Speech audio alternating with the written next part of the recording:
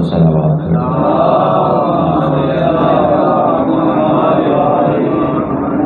خون ناحق خون حسین کے جلد بدلے کے لیے بلند تر صلوات پڑھیے۔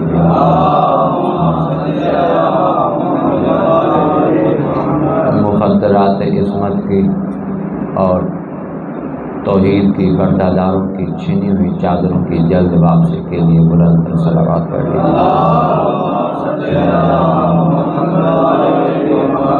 اعوذ باللہ من الشیطان اللعین الرجیم، بسم اللہ الرحمن الرحیم، الحمد للہ المالک المحمود المالک الودود، مصور کل مولود و مالک کل مطرود، ذات علم ہادی و موقد الاوتار و مرسل الامطار و مسہل الاوتار، عالم الاسرار و مدرکها و مدمر الاملاک و مہلکها و مقبر الدہور و مقررها و مورد الامور و مدبرها، الصلاة والسلام علی سیدنا و مولانا طبیبنا و طبیب نفوسنا حبیبنا و حبیب الہ رب العالمین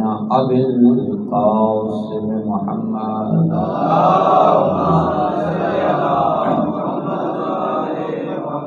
وعلى آلہ الطیبین الطاہرین المعصومین المنتجبین المنتخبین المظلومین الذین اذهب اللہ عنہم الرجس وطہرہم تطہیرا۔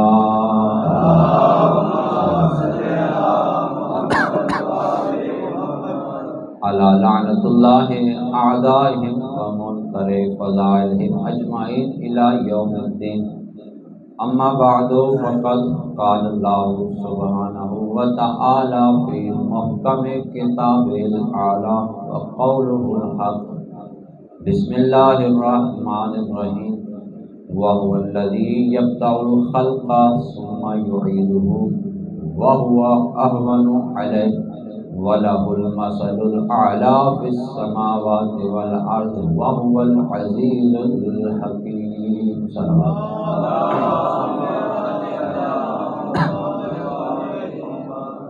دعا ہے کہ پروردگار اس ذکر عظیم کے صدقے حاضرین و غائبین مومنین و مومنات کی جمی حاجات کو بھر لائے۔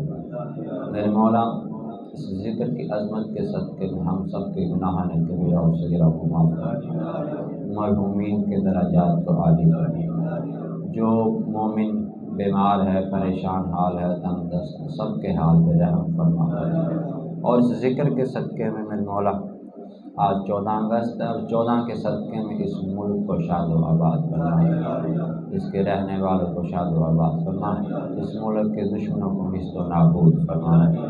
میرے مولا ذکر کی عظمت کا صدقہ جلد از جلد بارش سے ذکر کے ظہور میں تعجیل مل کے ذرا صلوات پڑھ لیں۔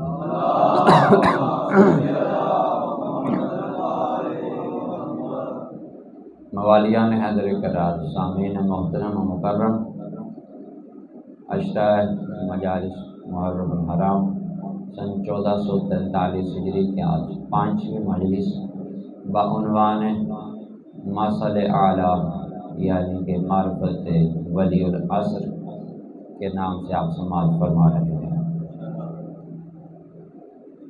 ہم نے دیکھا کہ خلقت انسان کا مقصد معرفت توحید ہے،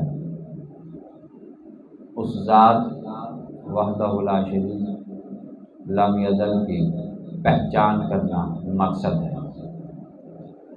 ہم نے جب بھی اس ذات کو پہچاننے کی کوشش کی، جس لحاظ سے، جس بھی زاویے سے ہم نے توحید کو پہچاننے کی کوشش کی، ہمیں ہر لحاظ سے، ہر زاویے سے، آگے سے جو نظر آیا وہ مظہر توحید حجت دوران کی ذات ہوتی ہے۔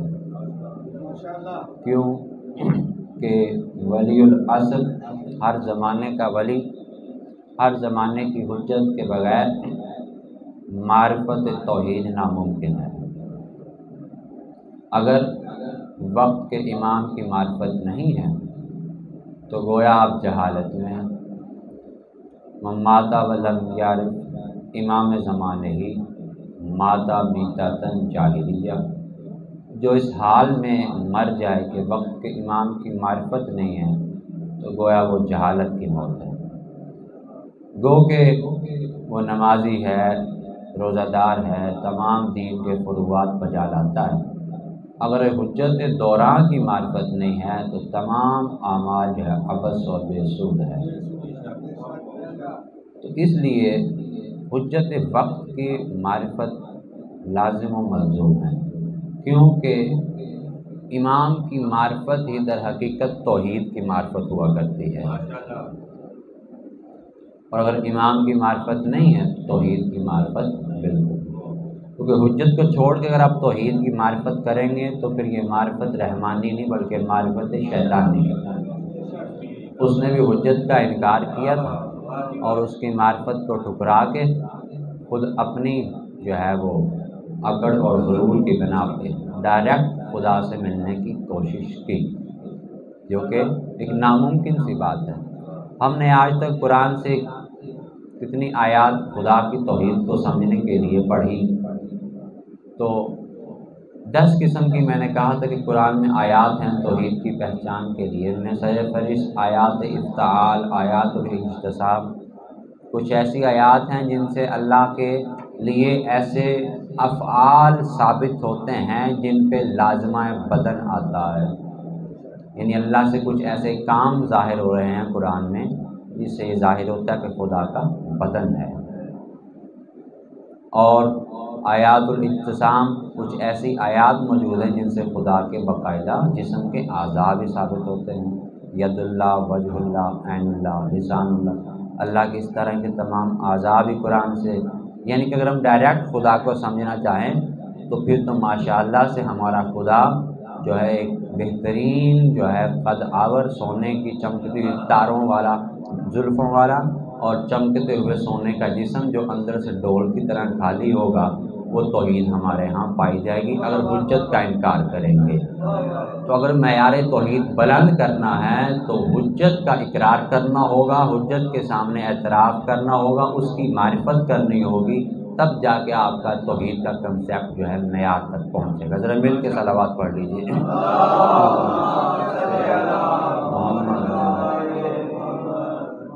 آیت جو میں موضوع میں رکھی، وقت ایک تو بہت کم ہوتا ہے، سورہ روم کی آیت نمبر 27 ارشاد ہو رہا ہے کہ وَهُوَ الَّذِي، اور وہ ہے، اس میں ہم نے کافی بحث کر لی کہ یبدأ الخلق، جس نے خلقت کا آغاز کیا، ثم یعیدہ، پھر وہی دوبارہ پیدا فرمائے گا، وَهُوَ أَهْوَنُ عَلَیہ، اور اس وہ کے لیے یہ کام بہت آسان ہے، وَلَهُ الْمَثَلُ الْأَعْلَىٰ فِي السَّمَاوَاتِ وَالْأَرْضِ، اور اس وہ کے لیے آسمانوں اور زمین میں مثل اعلیٰ موجود ہیں، وَهُوَ الْعَزِيزُ الْحَكِيمُ، اور وہ زبردست غلبے اور حکمت والی ذات ہے۔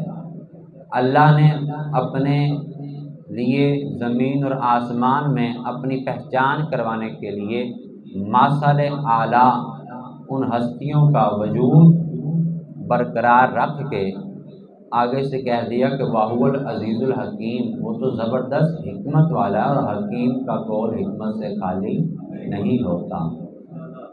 اور مثل اعلیٰ اللہ کی اس زمین اور آسمانوں میں بلند ترین جو مثل اعلیٰ ہیں وہ آل محمد کی ذوات مقدسہ ہے۔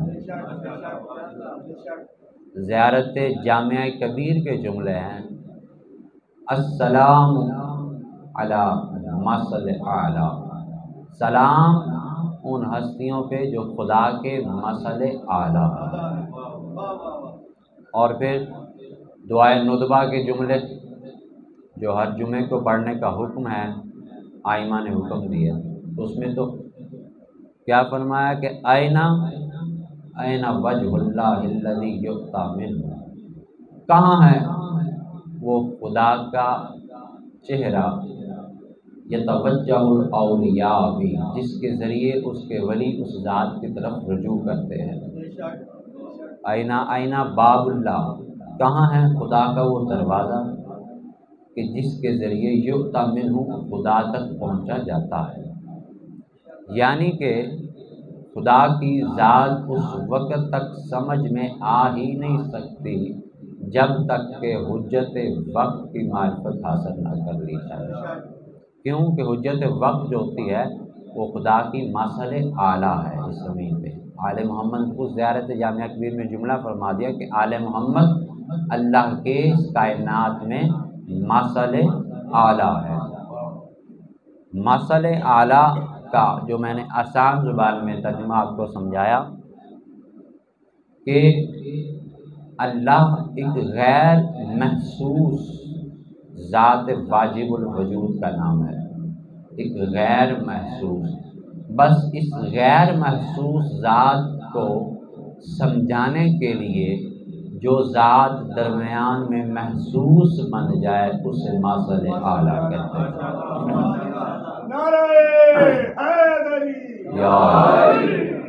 اور یہی ماثل اعلیٰ جو ہے خدا کے مقام مظہریت پہ فائز ہو، یہی ذات۔ میں نے آپ کو پچھلے دنوں میں یہ کہا تھا کہ اللہ نے انسان کی مجبوریوں کو مد نظر رکھتے ہوئے کہ انسان جسم و جسمانیات کی قید و بند میں ہے، اس کو اسی کی مجبوریوں کے مطابق خدا نے اپنے آپ کو سمجھایا تھا۔ انسانی ذات 3 چیزوں کا مرکب ہے، بدن، نفس اور روح۔ میں نے کہا تھا کہ حقیقی ذات جو ہے وہ ہماری روح اور نفس ہے۔ جسم جو ہے یہ مقام مظہریت پہ فائز ہوتا ہے، لیکن یہ جسم اتنا ضروری ہوتا ہے کہ اگر یہ جسم نہ ہو تو ہماری اپنی ذات کی پہچان نہیں ہو سکتی۔ اسی طرح اللہ نے اپنی پہچان کروانے کے لیے جو قرآن میں اپنے لیے وہ فعل اور وہ کام جو کہ جسم سے متعلق ہوتے ہیں وہ سارے کام قرآن میں اللہ نے رکھ کے یہ ثابت کیا کہ اگر میری پہچان کرنی ہے تو یہ کام اللہ وما رمیت اذ رمیت ولکن اللہ رما، کہ اللہ پتھر پھینکتا ہے، ولکن قتلہم، اے آل محمد تم نے قتل نہیں کیا بلکہ خدا نے قتل کیا۔ ٹھیک ہے، اس طرح کے سارے کام کہ خدا ولا ینظر الیہم یوم القیامہ، خدا قیامت دن ان کی طرف نظر ہی نہیں کرے گا، آنکھیں بھی ثابت، ولا یسمعون، خدا ان کی بات سنے گا ہی نہیں، سننا بھی ثابت۔ تو وہ سارے افعال خداوندی جو جسم سے متعلق ثابت ہیں وہ معرفت توحید اس لیے کروائی کہ یہ مقام مظہریت ہے اور اس کے بغیر ذات تک پہنچا ہی نہیں جا سکتا۔ اور جب بھی خدا کے ان افعال کی طرف غور کریں گے تو خدا کا ہر فعل جو قرآن میں موجود ہے وہ حجت دوران کا فعل ہوتا ہے۔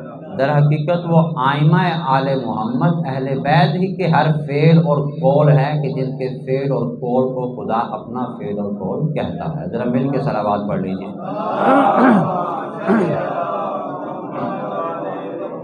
لہذا اب جو ماثل اعلیٰ ہوگا، مقام مظہریت پہ فائز ہوگا، وہ خدا کی تمام تر صفات کا مظہر، کلی صفات کا مظہر ہوگا۔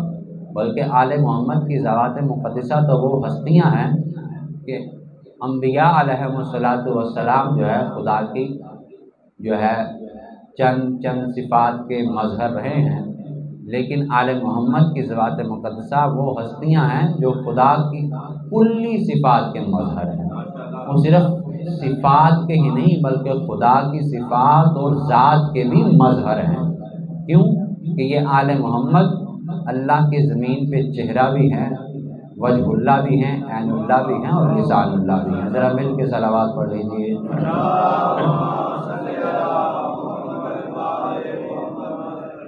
تو جب اللہ کے تمام افعال، وہ سارے کام جو ایک جسم سے متعلقہ قرآن میں موجود ہیں وہ آل محمد ہی کے کام در حقیقت ہوتے ہیں، ان کا فعل کہلاتا اس کا ہوتا ہے۔ کام یہ کریں گے اور ارادہ اس ذات کا ہوگا۔ اس کا اظہار کہاں سے ہوگا؟ آل محمد کی ذات مقدسہ سے۔ امر اس کا ہوگا اور اس کے امر کا اظہار اولی الامر کی ذات سے ہوا کرتا ہے۔ یعنی خدا کے جتنے بھی امر ہیں اس کائنات میں جو جاری ہو رہے ہیں وہ سب کے سب اولی الامر کی ذات سے ان کا اظہار ہوتا ہے۔ اللہ نے خلقت کا آغاز کیا، کب کیا؟ تو اس کے لیے آل محمد کا جامعہ کبیر میں زیارت میں جملہ ہے کہ بنا فتح اللہ و بنا یختم، ہم ہی سے خدا نے آغاز کیا ہے اور ہم ہی پہ اختتام ہوگا۔ کائنات کی خلقت کا آغاز آل محمد کی ذات مقدسہ سے ہے۔ اول ترین مخلوق جو اس کائنات میں آل محمد کی ذات مقدسہ ہے۔ کیوں؟ کہ یہ اللہ کے عرش پہ، بلکہ زیارت کا جملہ خود ہے کہ خلق اللہ، کہ اللہ نے ان کو خلق کیا، خلقکم من النور، نور سے خلق کیا، فجعلہم محدقین بعرشہ، اور ان کو نور سے خلق کر کے اپنے عرش کے چوگرد رکھا۔ پھر کیا ہوا؟ فمن علینا، پھر ہم پہ یہ احسان کیا کہ آل محمد کو بشری لبادہ پہنا کے زمین پہ بھیج دیا۔ نعرہ تکبیر، اللہ، نعرہ رسالت، یا ایمان، نعرہ حیدری، یا امام زمانہ بلند صلوات، اللہ۔ سب سے اول آل محمد کی ذات مقدسہ اس کائنات میں کنتو کنزا مخفیہ، کہ میں ایک چھپا ہوا خزانہ تھا، فاحببت ان اعرف، محبت ہوئی کہ میری پہچان ہے۔ کنتو، میں چھپا ہوا تھا، جب تھا بھی نہ تھا اس وقت بھی وہ تھا، وہ ذات واجب الوجود۔ اب اگلا جو لفظ ہے کمال کا، فاحببت، یہ جو لفظ عربی میں فا آتا ہے، فا اور سما میں فرق ہے۔ جب فا آ جائے بغیر فاصلے کے کام ہوتا ہے، سما آ جائے درمیان میں وقت آئے، تھوڑا سا توقف آئے، پھر کوئی کام ہو تو سما کا لفظ استعمال ہوتا ہے۔ اور دو کام جب بلا فصل ہوں، بغیر فاصلے کے یکجا متصل ہوں تو فا کا لفظ استعمال ہوتا ہے۔ فرمایا کہ کنتو کنزا مخفیہ، میں چھپا ہوا خزانہ تھا، فاحببت، فا، یہ جو لفظ فا ہے، جب سے ہی چھپا ہوا خزانہ تھا بس تب سے ہی اسے محبت ہوئی۔ یہ نہیں پتا وہ کب تھا، یہ کسی کو نہیں، بس جب سے بھی تھا فا، بس اب یہ فا وقت درمیان میں ہے ہی نہیں نا، بس تبھی سے اسے محبت ہوئی۔ اس نے خاص مخلوق کو اپنی پہچان کے لیے خلق کیا، تو جب ان کو خلق کیا تو ان کو اپنی تمام تر صفات کا مظہر بنایا اس کائنات میں کہ یہی میرے ماثر اعلیٰ ہیں، انہی کی طرف دیکھو، ان سے میری تمام تر صفات کا اظہار ہوگا۔ کلام یہ کریں گے کہلائے گا میرا کلام، ارادہ میں کروں گا اس کا اظہار ان کی ذات مقدسہ سے ہوگا۔ مل کے ذرا صلوات پڑھ لیجیے۔ اب 20 منٹ میں کیا بیان ہو سکتا ہے، کتنا مختصر وقت ہے۔ تو اللہ کے آسمانوں اور زمین میں ماثر اعلیٰ موجود ہے۔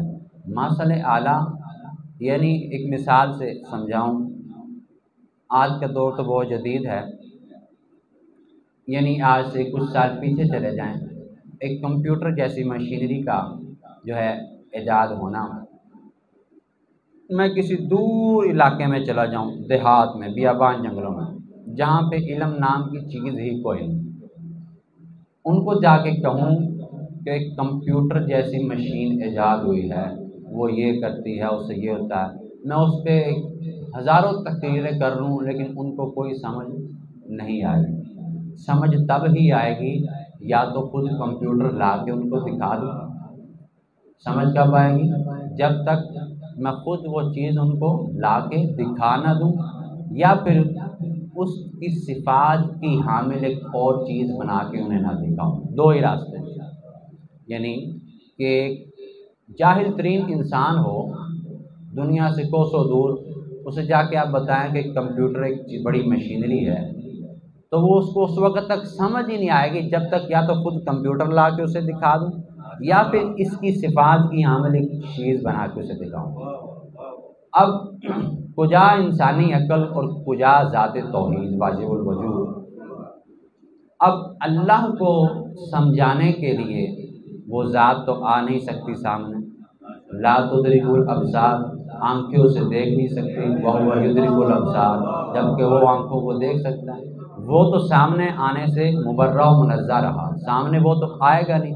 پھر دوسرا راستہ ایک ہی بچتا ہے کہ اس کی صفات کی حامل ایک ایسی ذات کو سامنے لایا جائے کہ دیکھے اسے، سمجھ اس ذات کی آ جائے، اور وہ مثل اعلیٰ اس ذات اس زمین پہ خدا کی حجت دوران ولی العصر کی ذات ہے، جو خدا کی کلی صفات کی مظہر بن کے ثابت ظاہر ہوتی ہے۔ اس کو دیکھنا ہی در حقیقت خدا کو دیکھنا ہوتا ہے۔ مل کے صلوات پڑھ لی۔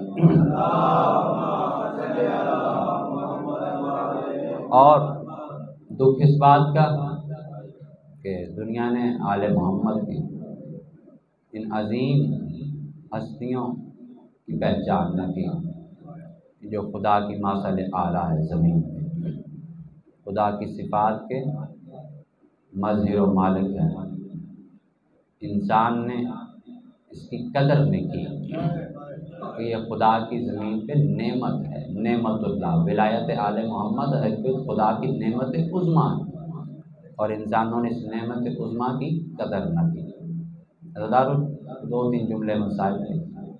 آج ان شہزادوں کے مسائل کے دو جملے کہ وہ شہزادے آقا حسین کے مشن کی شریکت حسین جناب عالیہ بی بی کے باغ کے دو لال، جوہر نایاب گلشن جعفر طیار کے دو موتی اون محمد۔ عزادارو، یہ دو شہزادے عاشور کے دن دیکھ رہے ہیں کہ علی اکبر شہید ہو گئے، قاسم چلے گئے۔ یہ بار بار آتے ہیں کہ ماموں جان ہمیں اجازت دیجیے نا کہ ہم بھی آپ کے اوپر قربان ہو کے رسول اللہ کے سامنے سرخرو ہو سکے۔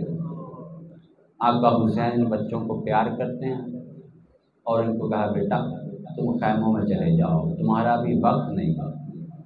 بار بار آتے ہیں، مجبور ہو کے عالیہ بی بی کے قدموں میں یہ دونوں شہزادے بیٹھ گئے۔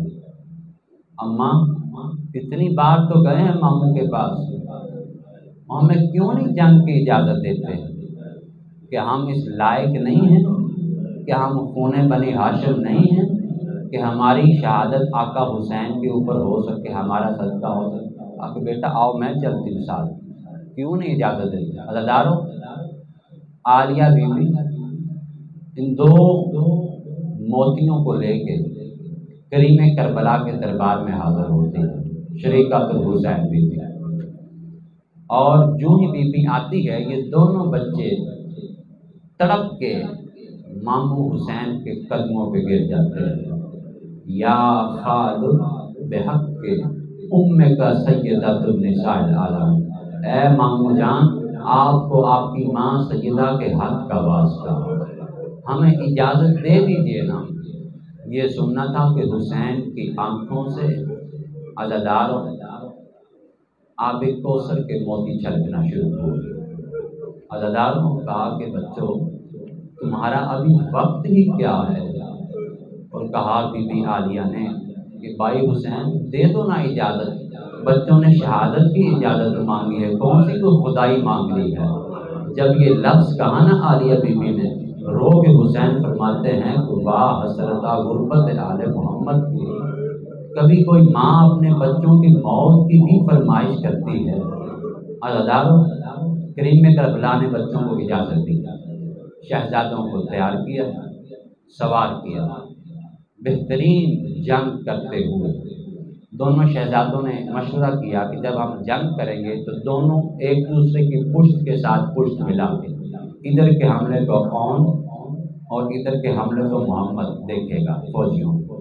جنگ کرتے کرتے کرتے میمنہ کو میسرہ، میسرہ کو میمنہ، شجاعت حیدری کا مظاہرہ کرتے ہوئے عزاداروں اتنے دور چلے گئے کہ خیام حسینی سے 16 میل کے فاصلے پہ اتنی دور فوجوں کو لے گئے، دو شہزادے جنگ کرتے ہوئے۔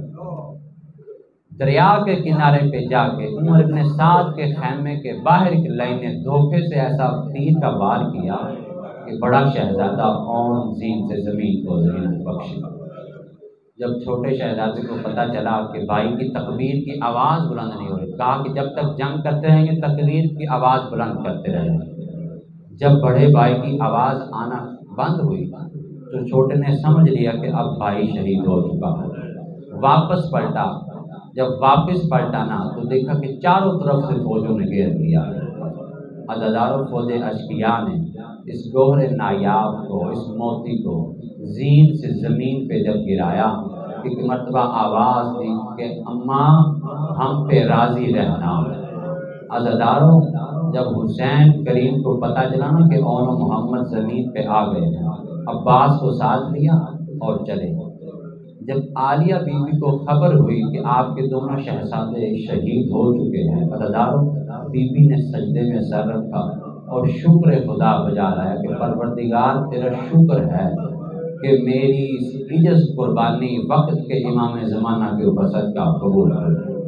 عزاداروں جب حسین ایک شہزادے کی لاش کو لے کے آئے خیام کے اندر، دوسرے شہزادے کی لاش کو لینے جناب عباس گئے۔ عزاداروں جب لاش حسین بڑے شہزادے کی لاش کو لے کے خیام میں آئے، عالیہ بی بی سجدے میں ہے اور الحمدللہ کی تسبیح پڑھ رہی ہے۔